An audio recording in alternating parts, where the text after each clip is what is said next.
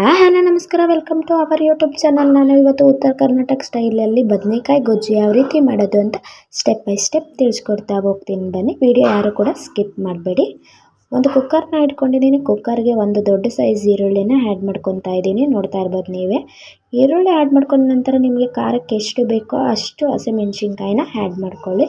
ಖಾರ ಕಮ್ಮಿ ಬೇಕಂದರೆ ಹಸಿಮೆಣ್ಸಿನ್ಕಾಯಿ ಕಡಿಮೆ ಆ್ಯಡ್ ಮಾಡ್ಕೋಬೋದು. ನಂತರ ಹುಳಿ ಟೊಮೊಟೊನ ಆ್ಯಡ್ ಮಾಡ್ಕೊಳ್ಳಿ. ಸಿಹಿ ಟೊಮೊಟೊನ ಆ್ಯಡ್ ಮಾಡ್ಕೊಳಕ್ಕೆ ಹೋಗಬೇಡಿ, ಚೆನ್ನಾಗಿರಲ್ಲ.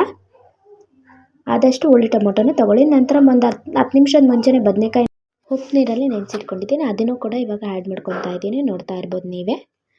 ಬದನೆಕಾಯಿನೆಲ್ಲ ಆ್ಯಡ್ ಮಾಡ್ಕೊಂಡು ನಂತರ ನಾನಿವಾಗ 1 ಕಪ್ ಅಷ್ಟು ನೀರನ್ನ ಆ್ಯಡ್ ಮಾಡ್ಕೊತಾ ಇದ್ದೀನಿ.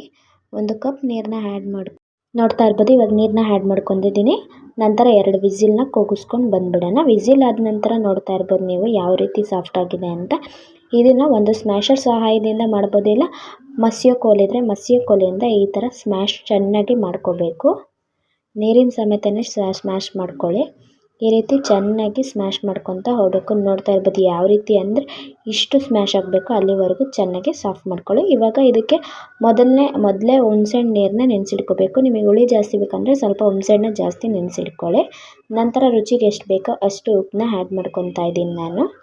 ನಿಮ್ಗೆ ಎಷ್ಟು ಬೇಕೋ ಅಷ್ಟನ್ನು ಆ್ಯಡ್ ಮಾಡ್ಕೊಳ್ಳಿ. ಈಗ ಒಂದು ಬಾಣಲಿನ ಇಟ್ಕೊಬಿಟ್ಟು ಬಾಣಲಿಗೆ 2ರಿಂದ 3 ಸ್ಪೂನ್ ಎಣ್ಣೆನ ಆ್ಯಡ್ ಮಾಡ್ಕೊಬಿಟ್ಟು, ಎಣ್ಣೆ ಕಾದ ನಂತರ ನಾನು ಇವಾಗ ಬೆಳ್ಳುಳ್ಳಿ ಮತ್ತು ಸಾಸಿವೆನ ಆ್ಯಡ್ ಮಾಡ್ಕೊತಾ ಇದ್ದೀನಿ.